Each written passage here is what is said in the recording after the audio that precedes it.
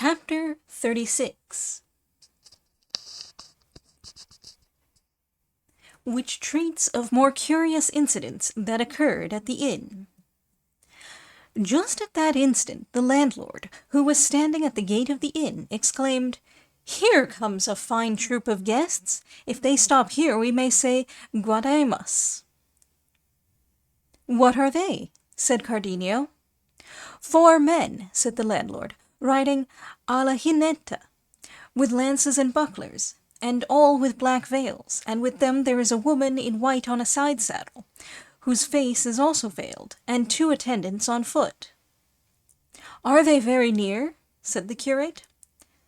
"So near," answered the landlord, "that here they come."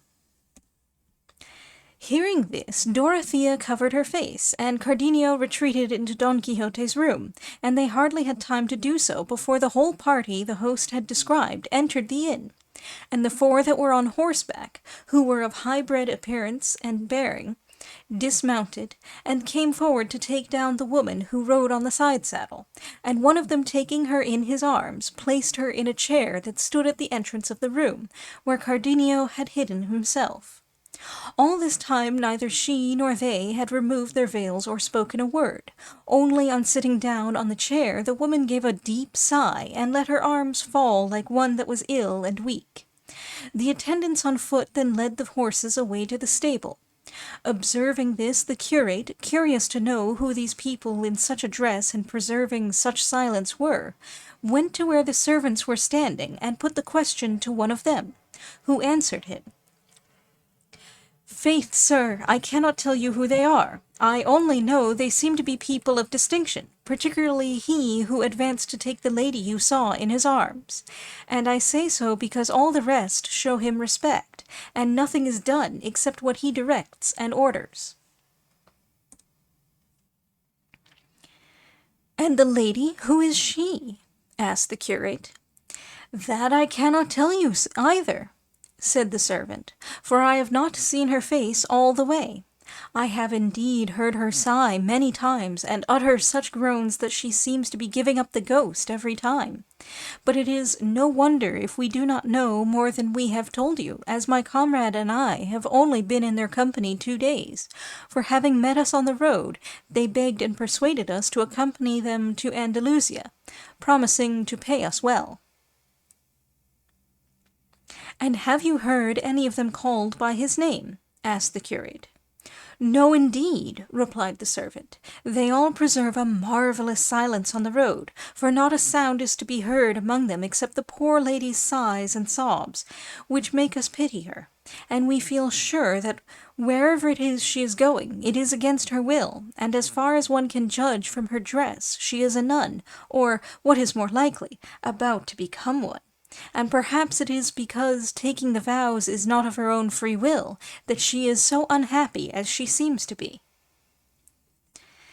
"That may well be," said the curate, and leaving them he returned to where Dorothea was, who, hearing the veiled lady sigh, moved by natural compassion, drew near to her and said, "What are you suffering from, Signora? If it be anything that women are accustomed and know how to relieve, I offer you my services with all my heart." To this the unhappy lady made no reply, and though Dorothea repeated her offers more earnestly, she still kept silence, until the gentleman with the veil, who, the servant said, was obeyed by the rest, approached and said to Dorothea, "Do not give yourself the trouble, Signora, of making any offers to that woman, for it is her way to give no thanks for anything that is done for her, and do not try to make her answer unless you want to hear some lie from her lips."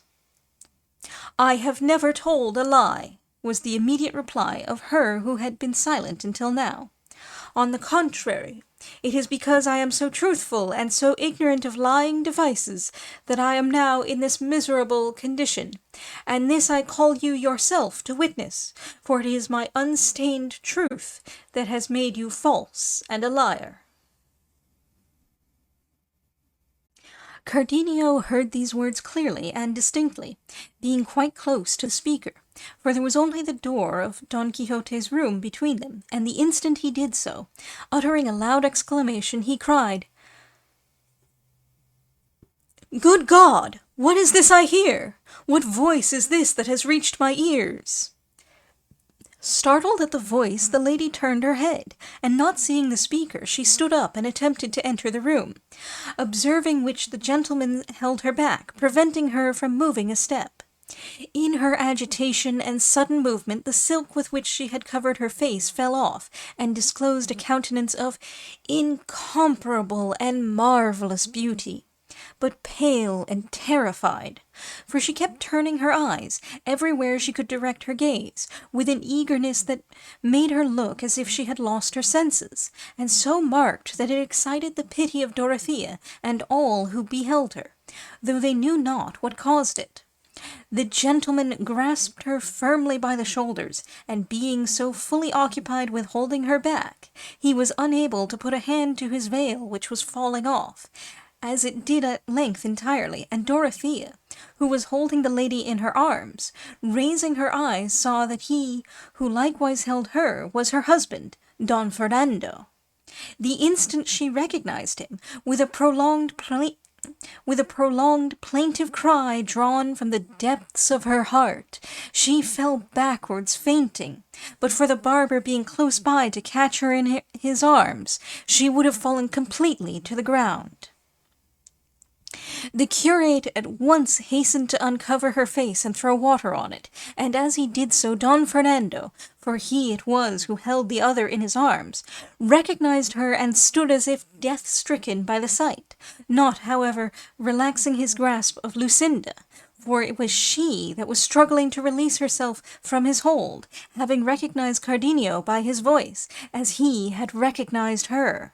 Cardenio also heard Dorothea's cry as she fell fainting, and imagining that it came from his Lucinda, burst forth in terror from the room, and the first thing he saw was Don Fernando with Lucinda in his arms. Don Fernando, too, knew Cardenio at once, and all three, Lucinda, Cardenio, and Dorothea, stood in silent amazement, scarcely knowing what had happened to them. They gazed at one another without speaking, Dorothea at Don Fernando at Cardenio, Cardenio at Lucinda, and Lucinda at Cardenio. The first to break silence was Lucinda, who thus addressed Don Fernando. "Leave me, Signor Don Fernando, for the sake of what you owe to yourself. If no other reason will induce you, leave me to cling to the wall of which I am the ivy, to the support from which neither your importunities, nor your threats, nor your promises, nor your gifts have been able to detach me. See how heaven, by ways strange and hidden from our sight, has brought me face to face with my true husband, and well you know by dear-bought experience that death alone will be able to efface him from my memory. May this plain declaration, then, lead you, as you can do nothing else, to turn your love into rage, your affection into resentment, and so to take my life. For if I yield it up in the presence of my beloved husband, I count it well bestowed. It may be by my death he will be convinced that I kept my faith to him to the last moment of life." Meanwhile Dorothea had come to herself, and had heard Lucinda's words, by means of which she divined who she was. But seeing that Don Fernando did not yet release her or reply to her, summoning up her resolution as well as she could, she rose and knelt at his feet, and with a flood of bright and touching tears addressed him thus: "If, my lord, the beams of that sun that thou holdest eclipsed in thine arms did not dazzle and rob thine eyes of sight, thou wouldst have seen by this time that she who kneels at thy feet is, so long as thou wilt have it so, the unhappy and unfortunate Dorothea. I am that lowly peasant girl whom thou in thy goodness or for thy pleasure wouldst raise high enough to call herself thine. I am she who in the seclusion of innocence led a contented life until at the voice of thy importunity and thy true and tender passion, as it seemed, she opened the gates of her modesty and surrendered to thee the keys of her liberty. A gift received by thee but thanklessly, as is clearly shown by my forced retreat to the place where thou dost find me, and by thy appearance under the circumstances in which I see thee. Nevertheless, I would not have thee suppose that I have come here driven by my shame. It is only grief and sorrow at seeing myself forgotten by thee that have led me. It was thy will to make thee mine. It was thy will to make me thine, and thou didst so follow thy will, that now, even though thou repentest, thou canst not help being mine. Bethink thee, my lord, the unsurpassable affection I bear thee may compensate for the beauty and noble birth for which thou wouldst desert me. Thou canst not be the fair Lucinda's because thou art mine, nor can she be thine because she is Cardenio's. And it will be easier, remember, to bend thy will to love one who adores thee, than to lead one to love thee who abhors thee now. Thou didst address thyself to my simplicity. Thou didst lay siege to my virtue. Thou wert not ignorant of my station. Well dost thou know how I yielded wholly to thy will. There is no ground or reason for thee to plead deception, and if it be so, as it is, and if thou art a Christian as thou art a gentleman, why dost thou by such subterfuges put off making me as happy at last as thou didst at first? And if thou wilt not have me for what I am, thy true and lawful wife, at least take and accept me as thy slave. For so long as I am thine, I will count myself happy and fortunate. Do not by deserting me let my shame become the talk of the gossips in the streets. Make not the old age of my parents miserable. For the loyal services they, as faithful vassals, have ever rendered thine, are not deserving of such a return. And if thou thinkest it will debase thy blood to mingle it with mine, reflect that there is little or no nobility in the world that has not travelled the same road, and that in illustrious lineages it is not the woman's blood that is of account. And moreover, that true nobility consists in virtue, and if thou art wanting in that, refusing me what in justice thou owest me, then even I have higher claims to nobility than thine. To make an end, Signor, these are my last words to thee. Whether thou wilt or wilt not, I am thy wife. Witness thy words, which must not and ought not to be false, if thou dost pride thyself on that for want of which thou scornest me. Witness the pledge which thou didst give me, and witness heaven, which thou thyself didst call to witness the promise thou hadst made me. And if all this fail, thy own conscience will not fail to lift up its silent voice in the midst of all thy gaiety, and vindicate the truth of what I say, and mar the highest pleasure and enjoyment. All this and more the injured Dorothea delivered with such earnest feeling and such tears that all present, even those who came with Don Fernando, were constrained to join her in them. Don Fernando listened to her without replying, until, ceasing to speak, she gave way to such sobs and sighs that it must have been a heart of brass that was not softened by the sight of so great sorrow. Lucinda stood regarding her with no less compassion for her sufferings than admiration for her intelligence and beauty, and would have gone to her to say some words of comfort to her, but was prevented by Don Fernando's grasp, which held her fast. He, overwhelmed with confusion and astonishment, after regarding Dorothea for some moments with a fixed gaze, opened his arms, and releasing Lucinda, exclaimed, "Thou hast conquered, fair Dorothea, thou hast conquered, for it is impossible to have the heart to deny the united force of so many truths." Lucinda in her feebleness was on the point of falling to the ground when Don Fernando released her, but Cardenio, who stood near, having retreated behind Don Fernando to escape recognition, casting fear aside and regardless of what might happen, ran forward to support her and said as he clasped her in his arms, "If heaven in its compassion is willing to let thee rest at last, mistress of my heart, true, constant, and fair, nowhere canst thou rest more safely than in these arms that now receive thee, and received thee before when fortune permitted me to call thee mine." At these words Lucinda looked up at Cardenio, at first beginning to recognize him by his voice, and then satisfying herself by her eyes that it was he, and hardly knowing what she did, and heedless of all considerations of decorum. She flung her arms around his neck, and pressing her face close to his, said, "Yes, my dear lord, you are the true master of this your slave, even though adverse fate interpose again, and fresh dangers threaten this life that hangs on yours." A strange sight was this for Don Fernando and those that stood around, filled with surprise at an incident so unlooked for. Dorothea fancied that Don Fernando changed color and looked as though he meant to take vengeance on Cardenio, for she observed him put his hand to his sword, and the instant the idea struck her, with wonderful quickness she clasped him round the knees, and kissing them and holding him so as to prevent his moving, she said, while her tears continued to flow, "What is it thou wouldst do, my only refuge, in this unforeseen event? Thou hast thy wife at thy feet, and she whom thou wouldst have for thy wife is in the arms of her husband. Reflect whether it will be right for thee, whether it will be possible for thee to undo what heaven has done, or whether it will be becoming in thee to seek to raise her to be thy mate, who, in spite of every obstacle, and strong in her truth and constancy, is before thine eyes, bathing with the tears of love the face and bosom of her lawful husband. For God's sake I entreat of thee, for thine own I implore thee, let not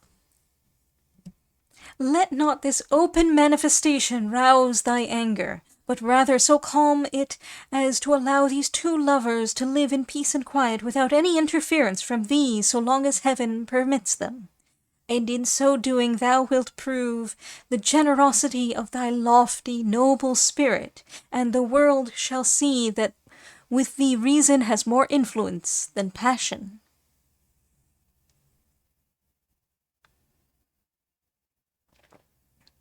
All the time Dorothea was speaking, Cardenio, though he held Lucinda in his arms, never took his eyes off Don Fernando, determined, if he saw him make any hostile movement, to try and defend himself and resist as best he could all who might assail him, though it should cost him his life. But now Don Fernando's friends, as well as the curate and the barber, who had been present all the while, not forgetting the worthy Sancho Panza, ran forward and gathered round Don Fernando, entreating him to have regard for the tears of Dorothea, and not suffer her reasonable hopes to be disappointed, since, as they firmly believed, what she said was but the truth, and bidding him observe that it was not, as it might seem, by accident, but by a special disposition of Providence, that they had all met in a place where no one could have expected a meeting. And the curate bade him remember that only death could part Lucinda from Cardenio, that even if some sword were to separate them, they would think their death most happy, and that in a case that admitted of no remedy, his wisest course was, by conquering and putting a constraint upon himself, to show a generous mind, and of his own accord suffer these two to enjoy the happiness heaven had granted them.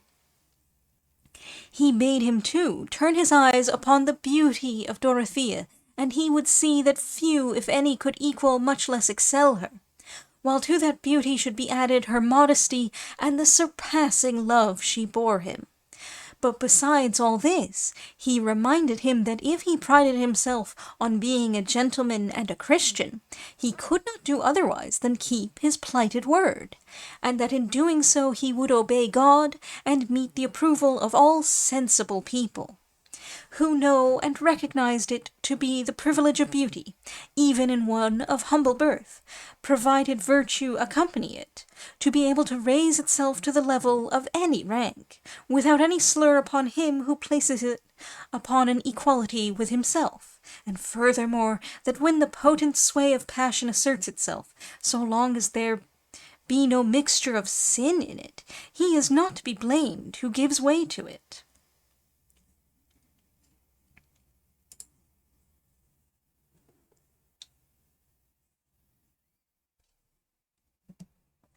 To be brief, they added to these such other forcible arguments that Don Fernando's manly heart, being after all nourished by noble blood, was touched, and yielded to the truth which, even had he wished it, he could not gainsay. And he showed his submission and acceptance of the good advice that had been offered to him, by stooping down and embracing Dorothea, saying to her, "Rise, dear lady, it is not right that what I hold in my heart should be kneeling at my feet, and if until now I have shown no sign of what I own, it may have been by heaven's decree in order that, seeing the constancy with which you love me, I may learn to value you as you deserve. What I entreat of you is that you reproach me not with my transgression and grievous wrongdoing. For the same cause and force that drove me to make you mine, impelled me to struggle against being yours. And to prove this, turn and look at the eyes of the now happy Lucinda, and you will see in them an excuse for all my errors. And as she has found and gained the object of her desires, and I have found in you what satisfies all my wishes, may she live in peace and contentment as many happy years with her Cardenio, as on my knees I pray heaven to allow me to live with my Dorothea." And with these words he once more embraced her, and pressed his face to hers with so much tenderness that he had to take great heed to keep his tears from completing the proof of his love and repentance in the sight of all. Not so Lucinda and Cardenio, and almost all the others, for they shed so many tears, some in their own happiness, some at that of the others, that one would have supposed a heavy calamity had fallen upon them all. Even Sancho Panza was weeping, though afterwards he said he only wept because he saw that Dorothea was not as he fancied the Queen Micomicona, of whom he expected such great favours. Their wonder as well as their weeping lasted some time, and then Cardenio and Lucinda went and fell on their knees before Don Fernando, returning him thanks for the favour he had rendered them in language so grateful that he knew not how to answer them, and raising them up embraced them with every mark of affection and courtesy. He then asked Dorothea how she had managed to reach a place so far removed from her own home, and she in a few fitting words told all that she had previously related to Cardenio, with which Don Fernando and his companions were so delighted that they wished the story had been longer. So charmingly did Dorothea describe her misadventures. When she had finished, Don Fernando recounted what had befallen him in the city after he had found in Lucinda's bosom the paper in which she declared that she was Cardenio's wife, and never could be his.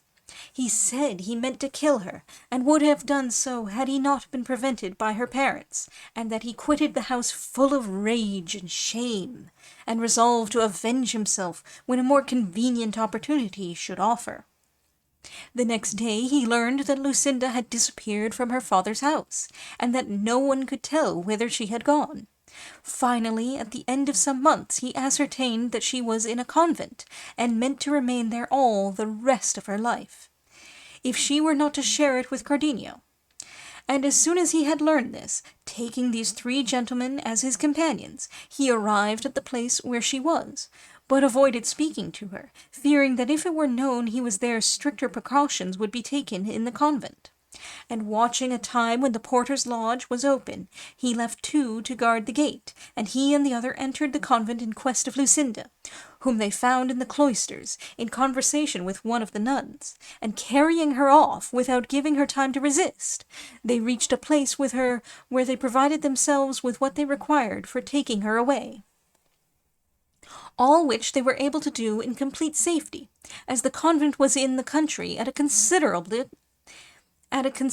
distance from the city, He added that when Lucinda found herself in his power, she lost all consciousness, and after returning to herself did nothing but weep and sigh without speaking a word, and thus in silence and tears they reached that inn, which for him was reaching heaven, where all the mischances of earth are over and at an end. Riding a la jineta, i.e. on high saddles with short stirrups.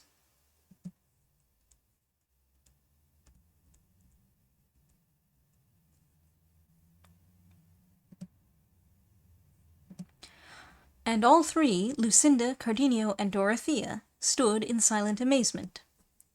Only a few lines back we are told Dorothea had fainted, and a little farther on how she came to herself. Witness the pledge which thou didst give me. The first edition has firma que hiciste, but Don Fernando did not sign any paper, but gave Dorothea a ring.